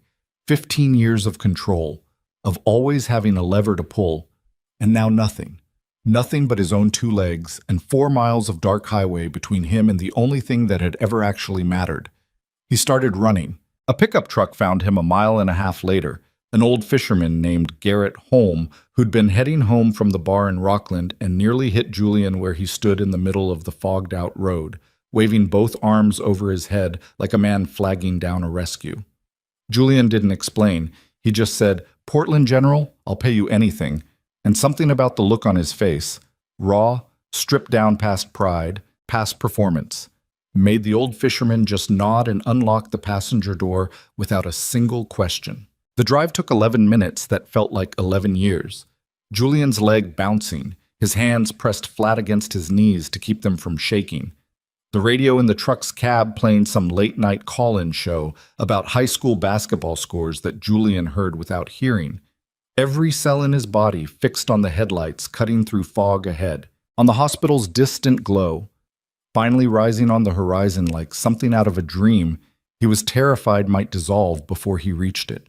Portland General's emergency entrance came up fast and bright, fluorescent light spilling out across wet pavement, and Julian was out of the truck before it had fully stopped, throwing a fold of cash at Garrett Holm without counting it, sprinting through automatic doors into air that smelled like antiseptic and fear. A nurse caught him at the desk, already expecting him, Wren's call having clearly gone ahead. "Mr. Voss, your wife's in pre-op. They're prepping for an emergency C-section. Her cardiac status didn't stabilize on the drive in." "Where?" Julian's voice came out wrecked, barely his own. "Where is she?" "Sir, you can't go back there right now. Where is she?" The nurse, reading something in his face that made arguing feel pointless, pointed down a corridor toward a set of double doors marked surgical, and Julian was moving before she'd finished the gesture, his dress shoes slapping wet prints across the polished floor. 2 security guards converging on him from either side as he hit the doors and they didn't open, locked, a keypad beside them blinking red. "Sir, you need to wait in the family area. This is a sterile—" "That's my wife in there." Julian's hands came up against the door, flat, desperate, every ounce of control he'd spent 2 weeks rebuilding burning away into raw animal panic. "That's my daughter. I need to know if they're alive." "Someone will come find you the second there's news, sir, but you cannot be back there right now. It's not safe for the patient or the surgical team." Julian's hands curled into fists against the cold metal door, his forehead dropping forward to rest against it, the fluorescent hallway light buzzing overhead. His whole body shaking now, with an exhaustion that went past muscle and into something closer to the soul. He thought about the gala, about the words "too soft for the life I lead," about a wedding ring on a pillow and a sonogram with 3 words underneath it that he still carried folded soft and worn in his jacket pocket. He thought about Rain's hand bracing against his own chest, about the fury he'd felt holding a man against a car hood while his wife's heart spiked 4 miles away. He thought about every single choice across the last 2 weeks where he'd decided, again and again, that he knew better than Clara what she could carry, and understood, with total and devastating clarity, standing alone against a locked door with his wife somewhere on the other side fighting for both their lives, that none of it had mattered. Not the dissolution of the empire, not the confrontation with Rain, not the running, the desperate 4 miles through fog. All of it had led here, to a locked door he could not force open with money or fear or sheer will, the one door in his entire life that didn't care who Julian Voss was. A security guard's hand settled on his shoulder, not rough, almost gentle. "There's a waiting room 2 doors down, sir. Chairs, coffee, someone will come to get you." Julian let himself be guided there, his legs barely cooperating, and sank into a hard plastic chair under buzzing fluorescent light, his hands hanging loose between his knees, his whole body trembling now with cold and adrenaline crash, and a fear so total it had stopped feeling like an emotion and started feeling like a physical fact, like gravity, like something his body simply had to carry whether it wanted to or not. 40 minutes passed. He didn't move. He didn't check his phone, didn't call Reyes, didn't think about Marcus Rain or the territory or anything that had filled his mind completely 2 hours ago. He sat with his eyes fixed on the double doors at the end of the corridor, willing them to open, bargaining silently with a universe he had never once in his life asked anything of, because asking had always felt like weakness, And tonight, weakness was the only thing he had left to offer. At the 53-minute mark, the doors opened and a surgeon in scrubs still damp at the collar walked toward him with a clipboard against her chest and an expression Julian could not read, and his entire body went rigid in the chair, every muscle locked, his breath caught somewhere behind his sternum, waiting. "Mr. Voss." The surgeon stopped a few feet from him, and Julian rose so fast the plastic chair clattered backward against the wall. "Your daughter is alive, 5 pounds, 2 ounces, which is remarkable for 33 weeks. She's in the NICU on respiratory support, but her vitals are strong. She's a fighter." Julian's knees nearly went out from under him, one hand finding the wall to keep himself upright. "Clara, my wife." The surgeon's expression didn't shift the way Julian had braced for, but it didn't fully relax either, and that narrow space between the two was where Julian's heart seemed to stop entirely. "She survived the delivery. I won't pretend it was clean. Her heart went into a brief arrhythmia during the procedure. We managed it. She's stable now, but barely. She's in the ICU, sedated, on cardiac monitoring. The next 48 hours are going to tell us whether this is the start of recovery or the start of something worse. I need you to understand that before you see her. She doesn't look like herself right now. The machines, the tubes. It's a lot, even for people who've prepared for it. I don't care what it looks like. I need to see her. You'll see her in a few minutes. I need you to be calm when you do, for her sake. Her body needs quiet right now more than anything else." The surgeon studied his face a moment longer, some flicker of professional sympathy breaking through the clinical distance. "She asked about the baby before she went under. That was the last thing she said, not about herself, about the baby." Julian closed his eyes, and something in his chest that had been clenched tight for 2 weeks, for longer than 2 weeks, maybe for 15 years, finally cracked open, and he stood in that fluorescent hallway and wept without trying to hide it, without performing restraint for anyone watching, for the first time since he was a boy. They let him see the baby first because Clara was still in recovery, still too unstable for visitors beyond the medical team monitoring her. A nurse walked him through the NICU's hand-washing protocol with patient, practiced calm, and then led him to an incubator at the end of a row of incubators, each one holding some small, fierce fight for life. And there she was, his daughter.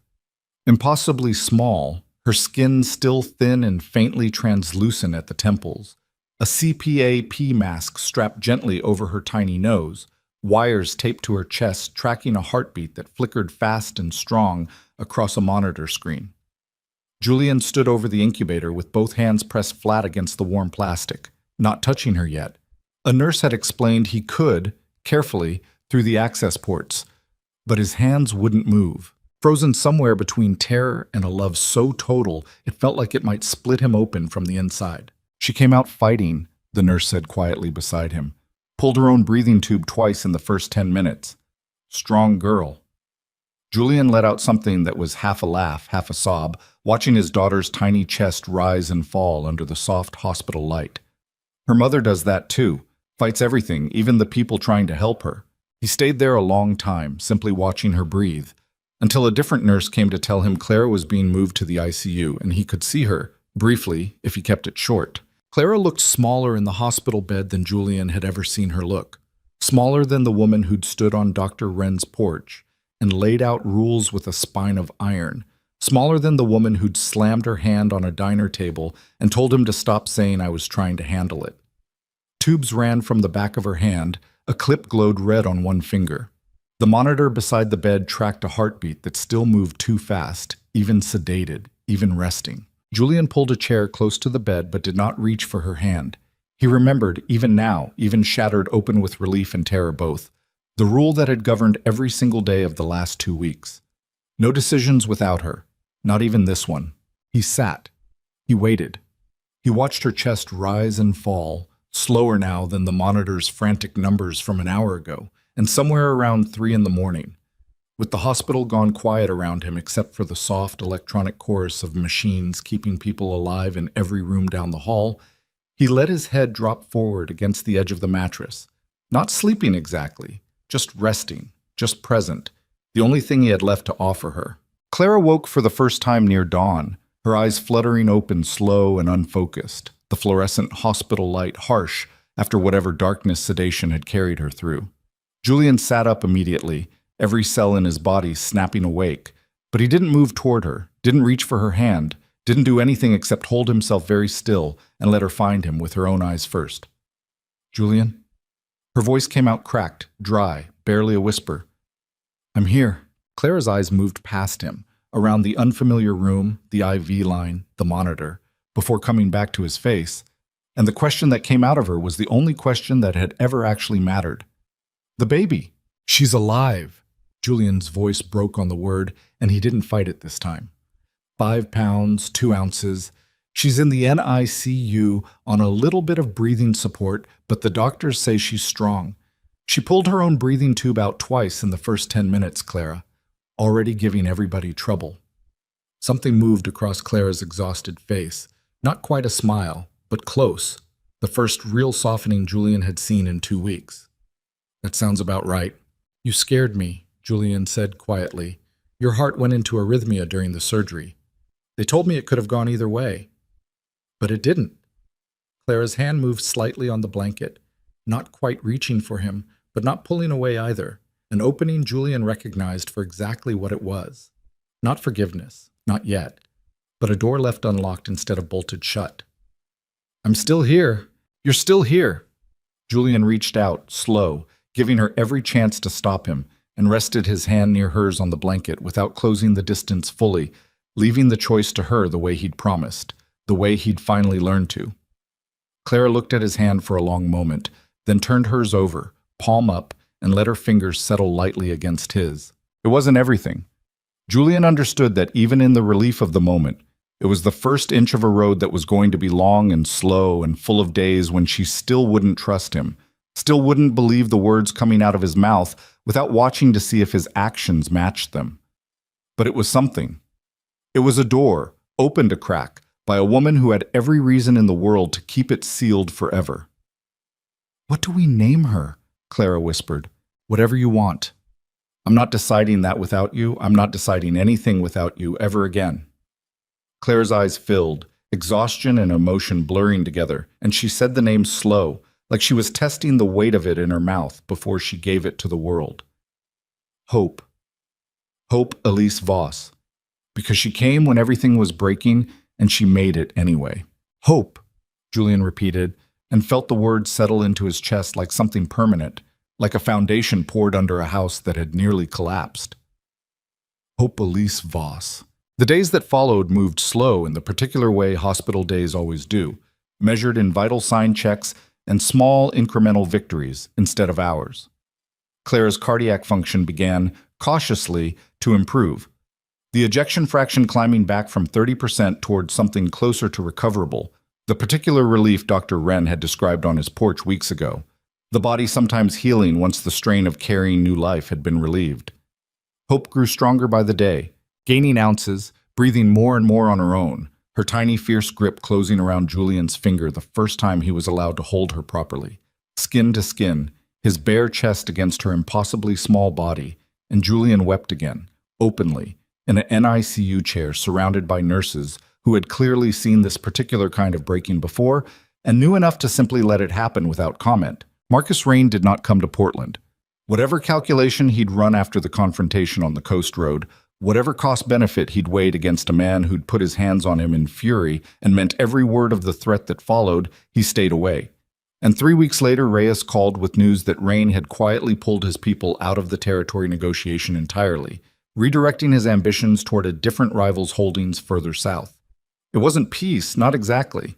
It was the particular silence that exists between two predators who've both decided the other isn't worth the cost of the fight. At least not today, not over this. Julian didn't know if it would last forever. He'd stopped needing things to last forever. He'd started needing them to last long enough. Vivienne Voss did not call, and Julian did not call her.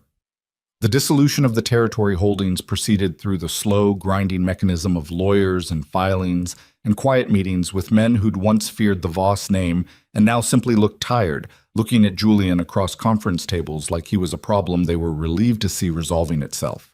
Some called it weakness, the way Vivienne had predicted. Julian found he no longer cared what they called it. He'd stopped measuring his life by what men in conference rooms thought of him, Somewhere around the moment, he stood outside a locked surgical door with nothing to offer the universe except his own desperate, wordless bargaining. 3 weeks after Hope's birth, strong enough now to leave the NICU, the family, Julian, Clara, and a daughter small enough still to fit along Julian's forearm, drove north out of Portland, back up the coast road, fog rolling soft and low over gray water, back toward Haven Point.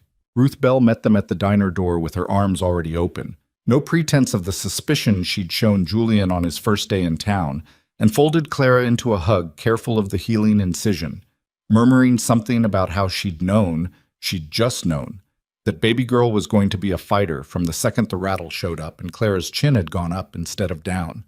Maren Cole stood on the sidewalk with her arms crossed and something almost like approval in her flat cop's eyes, watching Julian carry his daughter through the diner's door without a single guard, without a single phone in his hand, without a single piece of the man who'd first walked into this town 9 weeks earlier still visible on the surface.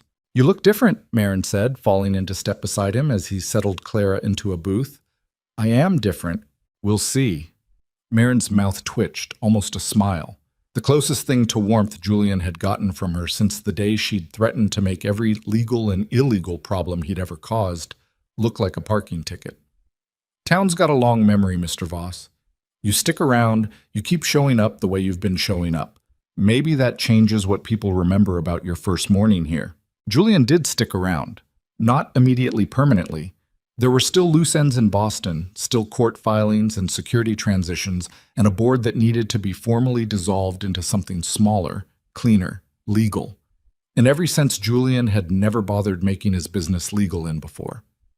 But he made the 4-hour drive every week without fail, sometimes twice a week, sleeping at the motel on Route 1 until the night Clara told him, quietly, over coffee at the diner with Hope sleeping against her chest, that the room above the diner had a second bedroom Ruth wasn't using, if he wanted it, just until he found something more permanent in town. It wasn't an invitation back into her bed. Clara was careful, in the months that followed, to keep that distinction clear, and Julian respected it with a discipline that surprised even him. Sleeping in the second bedroom, learning the particular shape of fatherhood at 3 in the morning when Hope cried and he was the one who got up, learning to make formula with shaking hands the first dozen times, learning to fix Ruth's ancient, temperamental espresso machine because it gave him something to do with his hands that wasn't running an empire, learning slowly, painfully, what it looked like to be useful instead of powerful. A year passed. The Voss territorial holdings, the harbor contracts, the protection arrangements his father had built, and Vivian had spent 30 years defending, dissolved fully into legitimate shipping interests managed by a board that had no idea and no need to know what the company's foundations had once been built on. Some of it came apart through Julian's own filings. Some of it came apart through investigations he didn't fight, evidence he didn't bury. Men who'd once worked for him now facing consequences. Julian had spent 15 years insulating them from, because the truth, once he'd started telling it, proved harder to stop than he'd expected, and he found he didn't actually want to stop it. Vivian remained on the periphery of all of it, untouched by prosecution but utterly exiled from her son's life, a woman who had built her entire identity around being indispensable to a Voss empire that no longer existed in any form she recognized. Julian heard, secondhand through lawyers, that she'd moved to a smaller property on the Cape, that she rarely left it. He didn't reach out. Some doors, once closed for the right reasons, were meant to stay closed. Julian attended therapy every Thursday in Portland, a fact that would have been unthinkable to the man who'd stood in that gala ballroom a year earlier, dismissing his pregnant wife's fear as softness.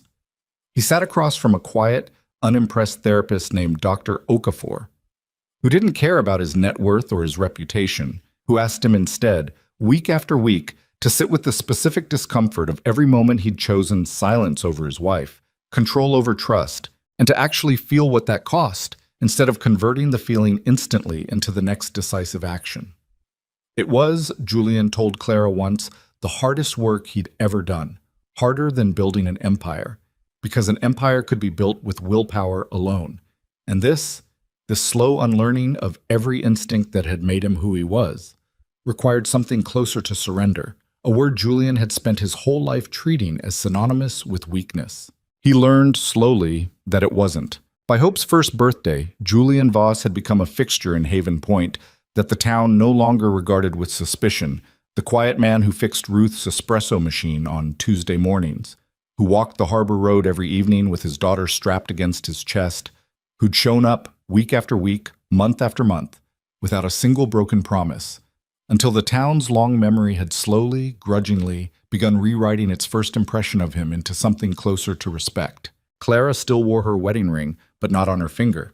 It hung now on a thin silver chain around her neck, resting against her sternum, close to the heart that had nearly stopped twice in the space of a single year, and had, against every projected odds Dr. Wren had laid out on his porch that first week, recovered enough that her cardiologist in Portland had recently used the word remarkable in a chart note Julian had glimpsed over her shoulder.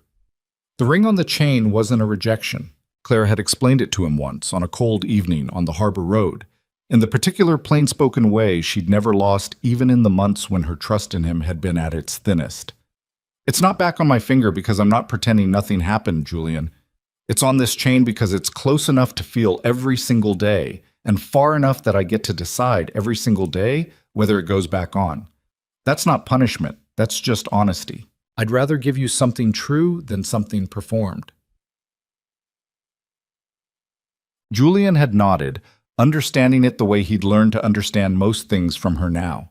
Not as rejection, but as the slow, deliberate architecture of rebuilding something that could actually hold weight this time, instead of looking sturdy from the outside while rotting through underneath, the way his entire life before Haven Point had looked sturdy and had rotted through underneath for 15 years without him ever once noticing. One evening in late spring, almost exactly a year to the day since Clara had walked out of a glittering ballroom with her chin held high and her heart already failing in ways neither of them yet understood, Julian and Clara walked the harbor road together as the sun dropped low and orange over the water, Hope asleep against Julian's chest in a soft carrier, her small fist curled loose against the fabric, her breathing slow and even and entirely unremarkable in the way that only parents who have once feared losing a child can fully appreciate. They didn't talk for the first stretch of the walk, comfortable now in a silence that had taken a year to earn.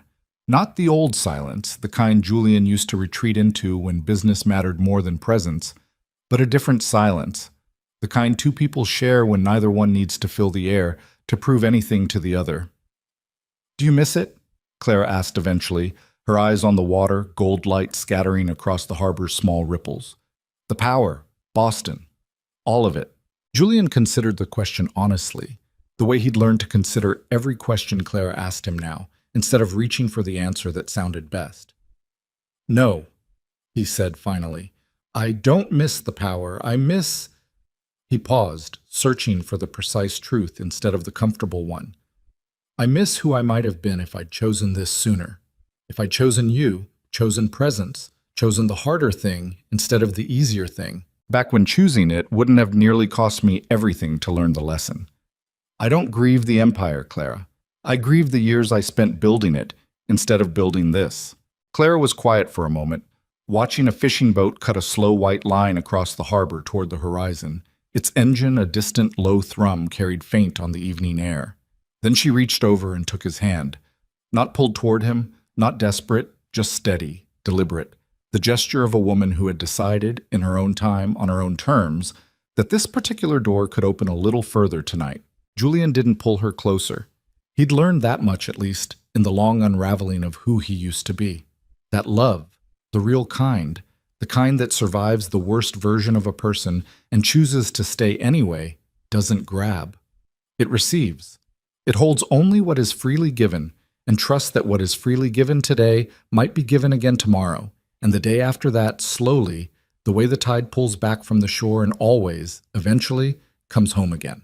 They stood there a while longer, hand in hand, their daughter sleeping warm against her father's chest, the last gold light of day spreading thin and quiet across Haven Point's small harbor, touching the water, the boats, the weathered shingles of Ruth's diner glowing faint in the distance, touching everything in that small town that had taken in a broken family, and with patience neither Julian nor Clara had any right to expect, slowly, carefully, helped put them back together. The fog would roll in again tomorrow, the way it always did on that coast, and some days would still be harder than others. Claire's heart would still need monitoring for years to come. Julian's old instincts would still occasionally surface and need catching before they did damage.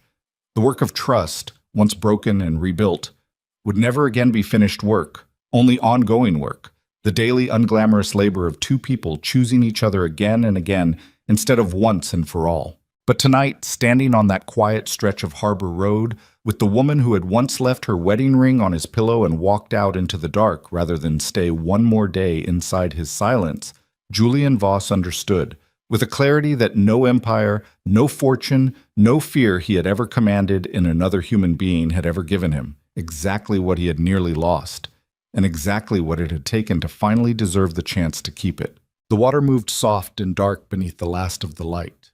Somewhere behind them, the diner's neon sign buzzed faintly to life against the coming dusk, and Clara's hand stayed in his, warm and steady, asking for nothing, offering everything that mattered, while their daughter slept on, safe, against the heartbeat of a man who had finally learned, after losing everything that once defined him, how to simply stay.